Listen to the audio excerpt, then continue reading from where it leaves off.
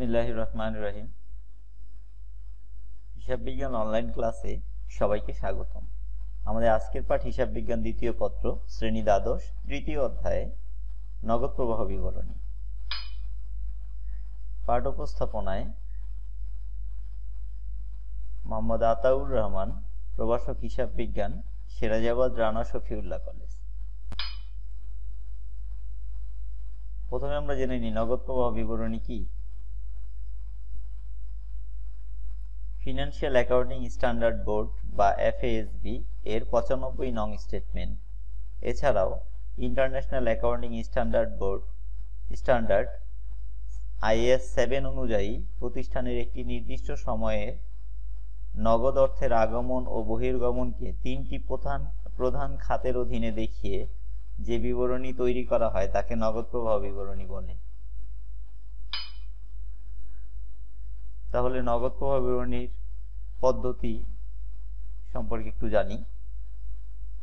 নগদ প্রবাহ বিবরণী প্রস্তুতের দুইটি পদ্ধতি রয়েছে। এর মধ্যে একটি হচ্ছে প্রত্যক্ষ পদ্ধতি এবং অন্যটি হচ্ছে পরোক্ষ পদ্ধতি। পরোক্ষ এবং প্রত্যক্ষ পদ্ধতির পার্থক্য মূলত শুধুমাত্র পরিচালন কার্যক্রম হতে নগদ প্রবাহ নির্ণয় অংশে হয়ে থাকে, বাকি অংশগুলো একই থাকে। নগদ প্রবাহ বিবরণীর কয়টি খাত থাকে? আমরা সংজ্ঞায় জেনেছি তিনটি খাত থাকে। সেই তিনটি খাত কি কি?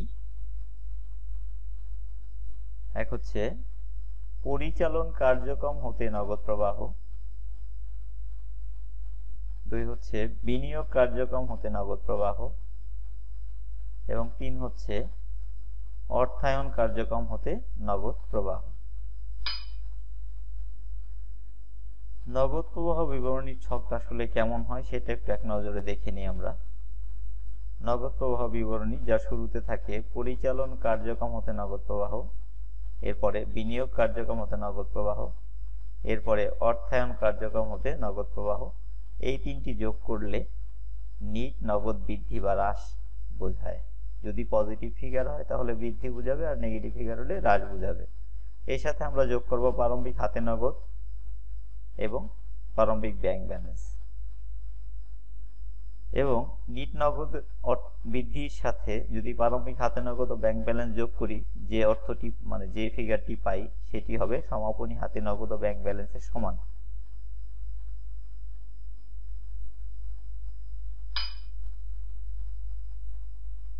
একটা টেকনিক খেয়াল করি আমরা, আমাদের এই অঙ্কটি শিখতে গেলে এই টেকনিকটি খুবই কাজে দিবে। টেকনিকটা হচ্ছে, এখানে আমরা ছকে দেখিয়েছি কিছু ঘটনা এবং নগদের অবস্থান কি হয়, আর নগদ প্রবাহ বিবরণীতে আমরা এই কাজটা কিভাবে দেখাবো, যোগ আকারে না বিয়োগ আকারে দেখাবো সেটা। তো সম্পদ বাড়লে, এটি অবশ্যই একটি ভালো ঘটনা। তো সম্পদ বাড়লে কিন্তু টাকা কমে যায়, কারণ আমরা যদি একটা সম্পদ ক্রয় করি তার বিনিময়ে নগদ অর্থ প্রদান করি, তাহলে সম্পদ বাড়লে নগদ টাকা কমে যায়, এটা নগদ প্রবাহ বিবরণীতে বিয়োগ হবে। একইভাবে যদি সম্পদ কমে, এই সম্পদ কমাটা আসলে একটা খারাপ ঘটনা। এই ভালো খারাপটা আমি পরে ব্যাখ্যা করছি। তাহলে সম্পদ কমলে নগদ টাকা বেড়ে যাবে, অর্থাৎ যদি আমরা একটা সম্পদ বিক্রি করি তাহলে নগদ টাকা আসবে, তাহলে নগদ টাকা বেড়ে যাবে। তাহলে সম্পদ কমলে নগদ প্রবাহ বিবরণীতে আমরা যোগ করব, কারণ নগদ টাকা বৃদ্ধি পাবে। দায় বাড়লে এটি একটি খারাপ ঘটনা। দায় বাড়লে কি হয়? টাকা আসে। যদি আমরা ঋণ করি তাহলে আমাদের টাকা বাড়ে, তার মানে নগদ টাকা বৃদ্ধি পায়, এটা নগদ প্রবাহ বিবরণীতে যোগ করতে হবে। আবার দায় কমলে, অর্থাৎ যদি আমরা দায় পরিশোধ করি, এটি অবশ্যই একটি ভালো ঘটনা। তাহলে দায় কমলে নগদ টাকা কমে যাবে, দায় কমলে নগদ টাকা কমে যাবে, তাই এটি নগদ প্রবাহ বিবরণীতে বিয়োগ করতে হবে। তাহলে আমরা এই জিনিসটা একটু শর্টকাট মনে রাখি। সম্পদ বাড়লে নগদ টাকা কমে, সম্পদ কমলে নগদ টাকা বাড়ে, দায় বাড়লে নগদ টাকা বাড়ে, এবং দায় কমলে নগদ টাকা কমে। এতটুকু যদি আমরা জানি তাহলে এই অঙ্কে আমাদের অনেক কাজে দিবে।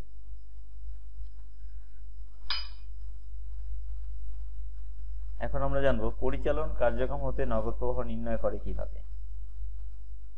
তাহলে পরিচালন কার্যক্রম হতে নগদ প্রবাহ নির্ণয়ের জন্য আমরা প্রথমে লিখব নিট মুনাফা। এর সাথে কিছু সমন্বয় আমরা যোগ বিয়োগ করব, যেমন চলতি সম্পদের হ্রাস অথবা চলতি সম্পদের বৃদ্ধি, চলতি দায়ের হ্রাস অথবা চলতি দায়ের বৃদ্ধি, অবচয় বা অবলোপন, স্থায়ী সম্পত্তি বিক্রিত লাভ অথবা ক্ষতি। তো এখানে আমি যোগ করব না বিয়োগ করব সেটা লিখি নাই, লিখছি ভালো খারাপ। অর্থাৎ ঘটনা যদি ভালো হয় তাহলে বিয়োগ করব, আর খারাপ হলে যোগ করব। এটা হচ্ছে একটা টেকনিক্যাল কাজ, আমরা শিখে নিয়েছি যে মানে সহজে কিভাবে মনে রাখা যায়। তাহলে আমরা কি শিখবো, যদি ঘটনাটি ভালো হয় তাহলে বিয়োগ করব, ভালোটা কিন্তু আসলে বিয়োগ করতে হবে আর খারাপটাকে যোগ করতে হবে এখানে। তো যাই হোক, আমরা পরের ছকে এটাকে ডিটেলস দেখি। পরিচালন কার্যক্রম হতে নগদ প্রবাহ নির্ণয় পরোক্ষ পদ্ধতি, যেহেতু আমরা পরোক্ষ পদ্ধতি শিখতেছি আজকে। পরিচালন কার্যক্রম হতে নগদ প্রবাহ নির্ণয়ের শুরুতে আমরা নিট মুনাফা বা নিট আয়কে লিখব। এর নিচে লিখব নিট আয়কে নগদে রূপান্তরের জন্য প্রয়োজনীয় সমন্বয়। সমন্বয় শুরুতে অবচয় বা অবলোপন। তো অবচয় অবলোপন কিন্তু খারাপ ঘটনা, খারাপ ঘটনাগুলো কি করতে হয়, যোগ করতে হয়, তাহলে এটা যোগ করতে হবে। চলতি সম্পদ বৃদ্ধি, সম্পদ বৃদ্ধি পাইলে আমাদের টাকা চলে যায়, আর সম্পদ বৃদ্ধি পাওয়া একটি ভালো ঘটনা, ভালো ঘটনা কিন্তু বিয়োগ করতে হয়। চলতি সম্পদ হ্রাস, সম্পদ হ্রাস পাইলে টাকা আসে, এটি একটি খারাপ ঘটনা, এই খারাপ ঘটনা যোগ করতে হবে। চলতি দায় বৃদ্ধি, দায় বৃদ্ধি পাইলে টাকা আসে, তাহলে এটি যোগ করতে হবে। চলতি দায় হ্রাস, দায় হ্রাস পাইলে টাকা চলে যায়, তাই এটি বিয়োগ করতে হবে।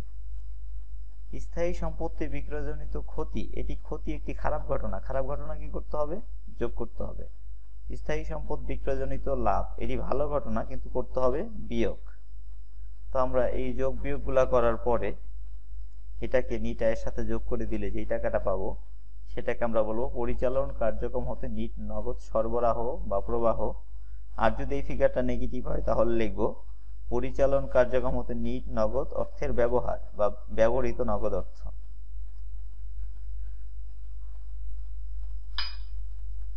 এখন আমরা শিখবো বিনিয়োগ কার্যক্রম হতে নগদ প্রবাহ নির্ণয়। বিনিয়োগ কার্যক্রম হতে আমরা শিখবো হচ্ছে শুধুমাত্র স্থায়ী সম্পত্তির হ্রাস বৃদ্ধি, স্থায়ী সম্পত্তির হ্রাস বৃদ্ধি নিয়ে এই বিনিয়োগ কার্যক্রম হয়ে থাকে। তাহলে বিনিয়োগ কার্যক্রম হতে নগদ প্রবাহ নির্ণয়ের জন্য স্থায়ী সম্পদ বা দীর্ঘমেয়াদী বিনিয়োগ যদি আমরা বিক্রয় করি তাহলে আমাদের টাকা আসবে, তাই এটা যোগ করতে হবে। আর যদি স্থায়ী সম্পদ বা দীর্ঘমেয়াদী বিনিয়োগ ক্রয় করি তাহলে আমাদের টাকা চলে যাবে, তাই এটাকে বিয়োগ করতে হবে। এরপরে যেই টাকাটা থাকবে সেটাকে আমরা লিখব বিনিয়োগ কার্যক্রম হতে নিট নগদ সরবরাহ অথবা নিট নগদ ব্যবহার। যদি নেগেটিভ ফিগার হয় তাহলে লিখব ব্যবহার বা ব্যবহৃত। অর্থায়ন কার্যক্রম হতে নগদ প্রবাহ নির্ণয়। অর্থায়ন কার্যক্রম হতে নগদ প্রবাহ নির্ণয়ের জন্য আমরা যে ছকটি নিয়েছি সেখানে প্রথমে লেখা হয়েছে শেয়ার ইস্যু বা শেয়ার বিক্রয়। শেয়ার বিক্রি করলে টাকা আসবে, তাই এটা যোগ করতে হবে। বন্ড ইস্যু বা বন্ড বিক্রয়, তো বন্ড ইস্যু করলেও টাকা আসবে, তাই এটাকে যোগ করতে হবে। শেয়ার পুনঃক্রয় বা ট্রেজারি শেয়ার ক্রয় বা ট্রেজারি স্টক ক্রয়, এর কারণে টাকা চলে যাবে, তাই এটাকে বিয়োগ করতে হবে। বন্ড অথবা ঋণ যদি পরিশোধ করি তাহলে টাকা চলে যাবে, তাই এটাকে বিয়োগ করতে হবে। নগদ লভ্যাংশ প্রদান, লভ্যাংশ প্রদান করার কারণে টাকা চলে যাবে, তাই এটাকে বিয়োগ করতে হবে। এরপর এটাকে যোগ বিয়োগ করলে যে ফিগারটা পাওয়া যাবে সেটাকে বলা হবে অর্থায়ন কার্যক্রম হতে নিট নগদ সরবরাহ। আর যদি নেগেটিভ ফিগার হয় তাহলে লিখতে হবে অর্থায়ন কার্যক্রমে নিট নগদ অর্থের ব্যবহার।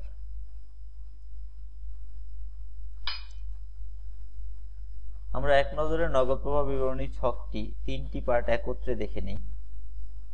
প্রথমেই পরিচালন কার্যক্রম হতে নগদ প্রবাহ, এর শুরুতে আমরা লিখব নিট মুনাফা বা নিট আয়। এরপরে লিখব নিট আয়কে নগদে রূপান্তরের জন্য প্রয়োজনীয় সমন্বয়। তো এই অংশে অবচয় বা অবলোপন যোগ করতে হবে, কারণ এটি একটি খারাপ ঘটনা, খারাপ ঘটনা যোগ করতে হয়। চলতি সম্পদ বৃদ্ধি পাইলে টাকা চলে যাবে, তাই এটাকে বিয়োগ করতে হবে। চলতি সম্পদ হ্রাস পাইলে টাকা আসবে, তাই এটাকে যোগ করতে হবে। চলতি দায় বৃদ্ধি পাইলে টাকা আসবে, তাই এটাকে যোগ করতে হবে। চলতি দায় হ্রাস পেলে টাকা চলে যাবে, তাই এটাকে বিয়োগ করতে হবে। স্থায়ী সম্পত্তি বিক্রয়জনিত ক্ষতি, এটি একটি খারাপ ঘটনা, তাই যোগ করতে হবে। স্থায়ী সম্পত্তি বিক্রয়জনিত লাভ, এটি একটি ভালো ঘটনা, তাই এটাকে বিয়োগ করতে হবে। এবং এই অংশটি যোগ বিয়োগ করার পরে আমরা নিট আয়ের সাথে যোগ করলে যেই টাকাটাকে পাবো সেটাকে বলবো পরিচালন কার্যক্রম হতে নিট নগদ সরবরাহ, অথবা নেগেটিভ ফিগার হলে লিখবো পরিচালন কার্যক্রম হতে নিট নগদ অর্থের ব্যবহার। এরপর আমরা দ্বিতীয় অংশে চলে যাব, বিনিয়োগ কার্যক্রম হতে নগদ প্রবাহ। এখানে আমরা শুরুতে দেখতে পাচ্ছি স্থায়ী সম্পত্তি বা দীর্ঘমেয়াদী বিনিয়োগ বিক্রয় করলে টাকা আসবে, তাই এটাকে যোগ করতে হবে। আবার স্থায়ী সম্পদ অথবা দীর্ঘমেয়াদী বিনিয়োগ যদি আমরা বিক্রয় করি তাহলে টাকা আসবে, এখানে ক্রয় হবে। যদি আমরা এটা ক্রয় করি তাহলে বিক্রয় লেখা হয়ে গেছে, এখানে আসলে হবে স্থায়ী সম্পদ বা দীর্ঘমেয়াদী বিনিয়োগ ক্রয়। তো এর কারণে টাকা চলে যাবে, তো এটাকে বিয়োগ করতে হবে। এরপরের অংশে যেটা হচ্ছে এই দুটো যোগ করার পরে, যোগ বিয়োগ করার পরে যে টাকাটা থাকবে সেটাকে আমরা বলবো বিনিয়োগ কার্যক্রম হতে নিট নগদ সরবরাহ, অথবা নেগেটিভ ফিগার হলে বলবো বিনিয়োগ কার্যক্রম হতে নিট নগদ ব্যবহার। এরপরের অংশে আমরা যাব অর্থায়ন কার্যক্রম হতে নগদ প্রবাহ। তাই শুরুতে আমরা দেখতে পাচ্ছি শেয়ার ইস্যু বা শেয়ার বিক্রয়। শেয়ার ইস্যু বা শেয়ার বিক্রি করলে টাকা আসবে, তাই এটাকে যোগ করতে হবে। বন্ড ইস্যু বা বন্ড বিক্রয় করলেও টাকা আসবে, তাই এটাকে যোগ করতে হবে। শেয়ার পুনঃক্রয় বা ট্রেজারি স্টক ক্রয় করলে টাকা চলে যাবে, তাই এটাকে বিয়োগ করতে হবে। বন্ড অথবা ঋণ পরিশোধ করলে টাকা চলে যাবে, তাই এটাকে বিয়োগ করতে হবে। নগদ লভ্যাংশ প্রদান, এর কারণে টাকা চলে যাবে, তাই এটাকে বিয়োগ করতে হবে। এরপর এই অংশটি যোগ বিয়োগে যে ফিগারটা আসবে সেটাকে আমরা বলবো অর্থায়ন কার্যক্রম হতে নিট নগদ সরবরাহ। আর যদি নেগেটিভ ফিগার হয় তাহলে বলবো অর্থায়ন কার্যক্রমে নিট নগদ অর্থের ব্যবহার। এবার আমরা পরিচালন কার্যক্রম হতে নগদ প্রবাহ, বিনিয়োগ কার্যক্রম হতে নগদ প্রবাহ এবং অর্থায়ন কার্যক্রম হতে নগদ প্রবাহ, এই তিনটি টাকার যোগফল নিচে লিখব। এর নাম দিব নিট নগদ বৃদ্ধি যদি এটা প্লাস ফিগার হয়, আর যদি এটা নেগেটিভ ফিগার হয় বা মাইনাস ফিগার হয় তাহলে লিখব নিট নগদ হ্রাস। এবং এর সাথে আমরা যোগ করব প্রারম্ভিক নগদ। তো এখানে নগদটা লেখা হয়েছে, যদি প্রশ্নে প্রারম্ভিক ব্যাংকও দেওয়া থাকে সেটাও এখানে যোগ করতে হবে। তাহলে প্রারম্ভিক নগদ ও ব্যাংক আমরা যোগ করে এখানে বসাবো। তারপরে আমরা এই দুইটার যোগফল যা পাবো সেটা অটোমেটিক্যালি সমাপনী নগদের সমান হয়ে যাবে। যদি সমাপনী নগদের সমান হয় তাহলে বুঝতে হবে আমাদের অঙ্কটি ঠিক আছে। তো এই ছিল নগদ প্রবাহ বিবরণীর মূল ছক। এই ছকটি ভালোভাবে খেয়াল রাখবেন।